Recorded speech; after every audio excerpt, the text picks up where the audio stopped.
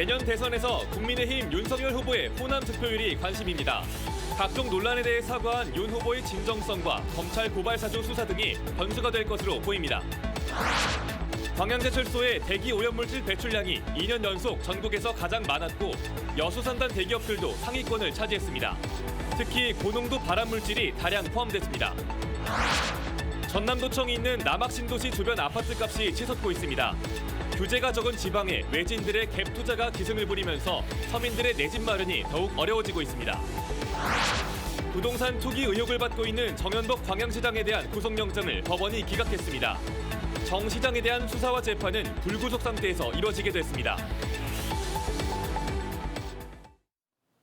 여러분 안녕하십니까? KBC 8시 뉴스입니다. 여야 대선 대진표가 결정된 가운데 이번 대선에서 국민의힘이 민주당 텃밭인 호남에서 얼마나 득표를 할 수 있을지에 관심이 쏠리고 있습니다. 지난해부터 호남 껴안기에 나선 국민의힘에 대한 부정적 시각이 옅어졌다는 분위기도 있지만 최근 윤석열 후보의 전두환 옹호 발언 등으로 진정성에 대한 의구심도 나오고 있는데요. 국민의힘의 역대 대선 광주 전남 지역 득표율과 이번 대선 전망을 이계혁 기자가 보도합니다. 지난해 호남 동행을 선언한 국민의힘. 현역 국회의원들이 호남 내 제2지역구를 배정받는가 하면 5.18 3법 처리에도 힘을 보탰습니다. 호남에 죄송합니다. 지금부터 국민의힘은 제대로 잘 하겠습니다. 마음을 열어주시고 곁을 내주십시오. 이번 대선에서 국민의힘의 호남 득표율 목표는 10% 이상입니다. 역대 대선을 보면 지난 19대 대선에서 홍준표 후보의 광주 전남 득표율은 각각 1.55%와 2.45%에 그쳤습니다. 앞서 18대 대선에서는 박근혜 후보가 광주 7.76, 전남 10%를 기록했고 17대에서는 이명박 후보가 광주 8.59, 전남 9.22%를 획득했습니다. 16대 이회창 후보는 광주 전남에서 각각 3.57%와 4.62% 득표율을 보였습니다. 상황이 각각 다르기는 했지만 10%에 육박했던 보수정당 후보는 당선된 반면 5%에 못 미친 후보는 모두 낙선했습니다. 국민의힘의 호남 껴안기 행보에 당 지지율은 한때 두 자릿수로 상승 추세를 보이기도 했지만 최근 윤석열 후보의 전두환 옹호 발언과 개 사과 논란이 변수입니다. 호남 행보에 대한 진정성이 있느냐는 것이 핵심인데 최근 윤 후보의 광주 사과 방문을 두고서도 의견은 엇갈립니다. 보여주기식이라서 지속적으로 그게 또 돼야지 아마 분노가 좀 그다지 힘들지 않을까라고 생각합니다. 안 한 것보단 나은데 근데 앞으로 어떻게 하실지가 그게 더 지켜봐야 될 것 같습니다. 여기에 최근 검찰 고발 사주 의혹에 대한 수사 상황도 영향을 미칠 것으로 보입니다. 결국 시민들이 수사와 관련된 이슈에 대해서 그 후보가 관련성이 있냐, 실제 그 후보가 그것을 했느냐 이렇게 느끼는 어떤 온도 차이에 따라서 또 결과가 달라질 것 같습니다. 호남의 지지는 호남 출신이 많은 수도권 득표율과도 밀접한 관계가 있는 만큼 득표율 10%를 확보하려는 국민의힘과 압승을 거두려는 민주당의 경쟁은 갈수록 치열해질 전망입니다. KBC 이계혁입니다. 전남의 코로나19 백신 접종률이 80%를 넘어섰습니다. 전라남도에 따르면 어제까지 2차 접종을 마친 사람은 모두 147만 명으로 전국에서 가장 높은 80% 접종률을 기록했습니다. 광주는 전체 인구 144만 명 가운데 110만 명이 접종해 접종률 76.3%를 기록했는데 전국 평균인 77.6%보다 다소 낮은 수치입니다. 한편 오늘 광주는 3명, 전남은 7명의 확진자가 추가됐습니다.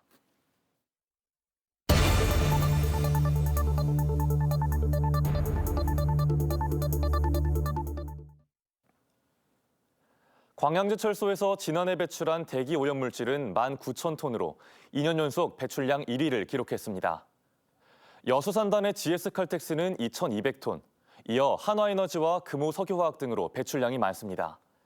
특히 여수산단의 발암물질 배출량은 35개 종 294톤에 달하는데요.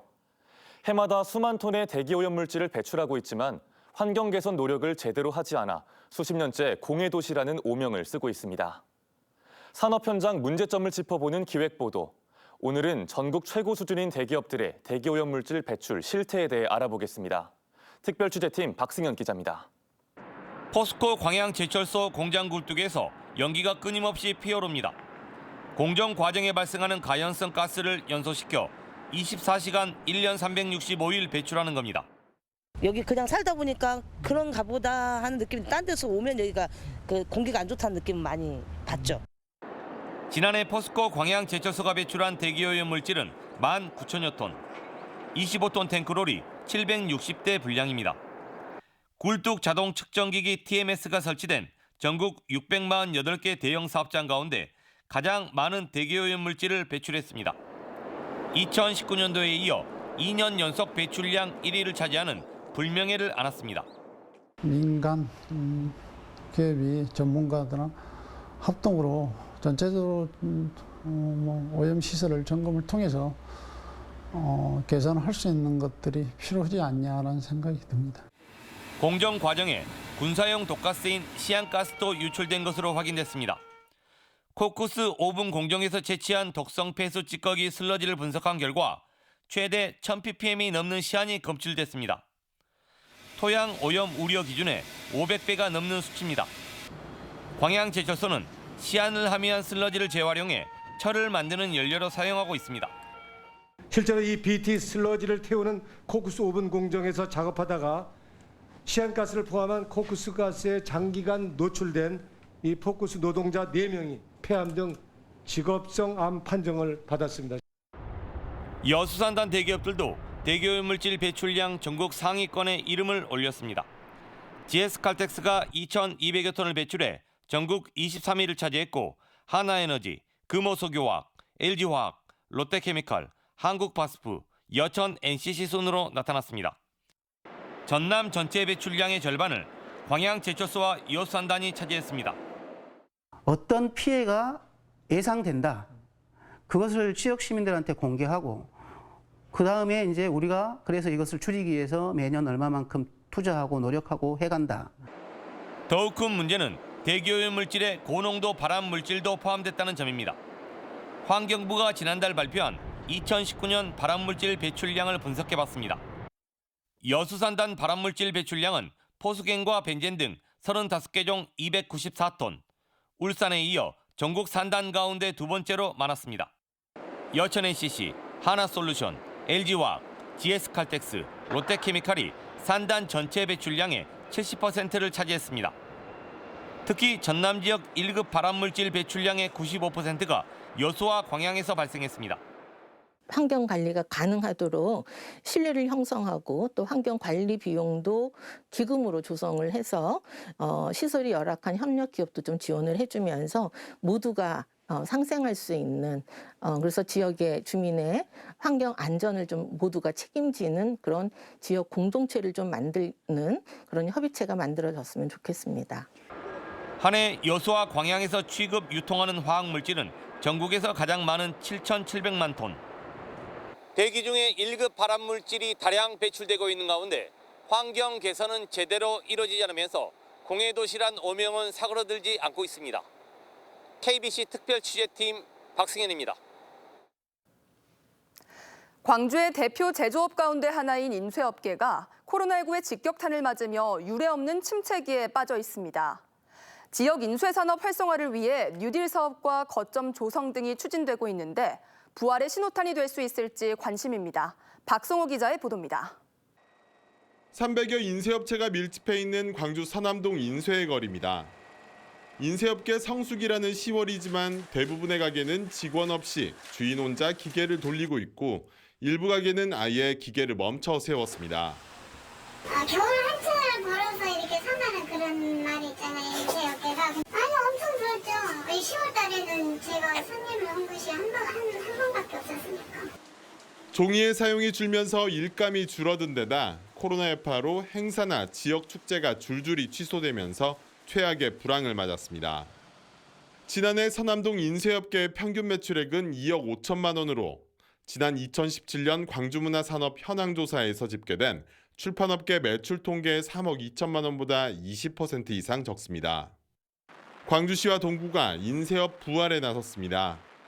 오는 2024년까지 상권과 기반 시설을 정비하는 뉴딜 사업에 300억 원을 투입합니다. 인쇄 거리에 새로운 기술을 보급하고 판로 확대를 지원하는 인쇄 비즈니스 센터도 열었습니다. 교육도 시키고 판로도 확보하고 각종 정보를 제공하기 때문에 어려움을 겪고 있는 인쇄 소무 공인들에게 큰 도움이 될 것입니다. 뉴딜 사업과 거점 조성 등을 통해 광주 인쇄업이 제도약을 위한 새로운 전환점 마련에 나선 가운데 다품종 소량 생산 등 시대 흐름에 맞는 고민과 변화가 요구됩니다. KBC 박성호입니다. 정현복 광양시장에 대한 구속영장이 기각됐습니다. 광주지법 순천지원 영장전담부는 부동산 투기 의혹 등으로 구속영장이 청구된 정현복 광양시장에 대해 확보된 증거를 볼 때 증거인멸의 염려가 없고 피고인에게 방어권을 보장할 필요가 있다며 구속영장 청구를 기각했습니다.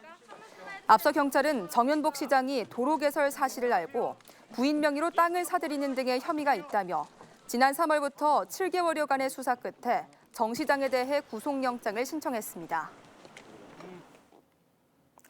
요즘 전남도청이 있는 남학 신도시를 중심으로 목포와 무안의 아파트값이 치솟고 있습니다.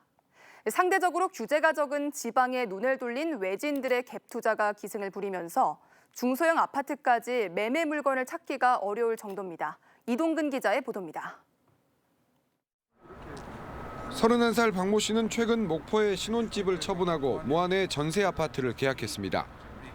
이달부터 분양이 시작되는 무안의 신도시 아파트를 얻으려면 무주택자로 전환해 청약 조건을 조금이라도 높여야 하기 때문입니다.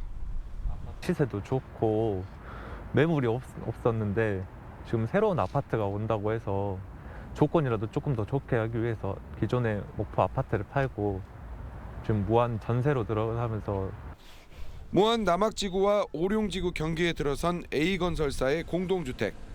이른바 아파텔이라고 불리는 주거형 오피스텔로 지난 2017년 분양을 시작한 이후 줄곧 미분양에 허덕여 왔습니다. 고육지책으로 미분양 물건을 전세로 돌리기도 했는데 최근 2달 새 200건이 넘는 매매가 이루어질 정도로 투자자가 늘면서 다시 분양으로 전환했습니다. 남학 신도시를 중심으로 목포와 무안의 아파트 광풍이 불고 있습니다. 중대형 아파트는 물론이고 소형 아파트까지 매물을 찾아보기 어렵고 가격도 천정부지로 치솟고 있습니다. 집값이 오를 거다라는 기대심리, 그 기대심리가 기본이기 때문에 저희가 형태가 이제 오피스텔이다 보니까 그 오피스텔에 이제 주거에 포함이 안 되는 부분 이런 것들을 잘 활용하셔갖고 투자의 가치가 좀 있다. 시세 차익을 노린 외지인의 이른바 갭 투자가 원인입니다. 부동산 업계에 따르면 올 들어 목포와 무안 이외 지역 사람들의 매수가 절반을 넘고 있는데 특히 수도권과 부산 등 타시도 비율이 40%에 육박하고 있습니다. 그동안 타 지역보다 집값 상승폭이 적고 규제가 심하지 않다 보니 외지인들이 시세 차익을 노리고 몰려들고 있습니다. 싼 가격에 사가지고 높은 가격에 팔고 빠져나가는 그런 경우가 발생을 할 것입니다. 그랬을 때 우리 실수자들은 그 높은 가격에 집값을 구매를 해야 되기 때문에 정부의 부동산 규제 강화 속에 지방으로 눈을 돌린 외지인들의 투기 바람에 집값이 치솟으면서 서민들의 내 집 마련을 더욱 어렵게 만들고 있습니다. KBC 이동근입니다.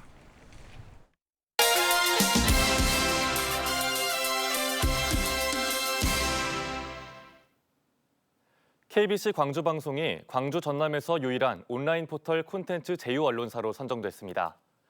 KBC는 오늘 발표된 뉴스 제휴 평가위원회 지역 언론 특별 심사 결과 광주 전남 지역 언론사 중 유일하게 네이버, 카카오와 콘텐츠 제휴를 맺게 됐습니다. 콘텐츠 제휴는 기사 노출 빈도가 가장 높은 단계로 포털 사이트 뉴스 페이지에서 기사를 바로 찾아볼 수 있습니다. 특별 심사는 지난 4월부터 서울을 제외한 전국 9개 권역을 대상으로 실시됐으며 경쟁 심사를 통해 권역마다 한 개 언론사에만 콘텐츠 제휴 지위가 주어집니다.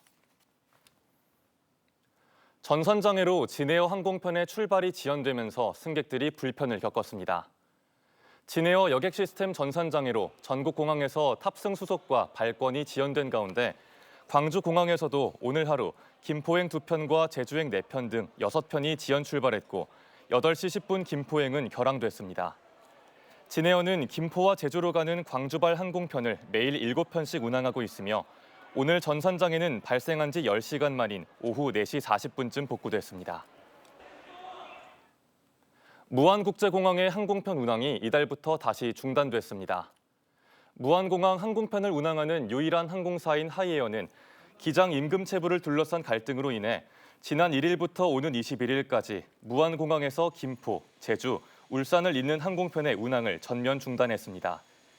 하이에어는 21일 이후의 운항 스케줄을 다음 주에 결정하기로 했지만 적자 등을 이유로 감축 운항이 불가피한 상황입니다. 지역 정책 현장을 방문하고 있는 박병석 국회의장에게 김영록 전라남도지사가 국립의과대학 설립 등 지역 현안을 건의했습니다.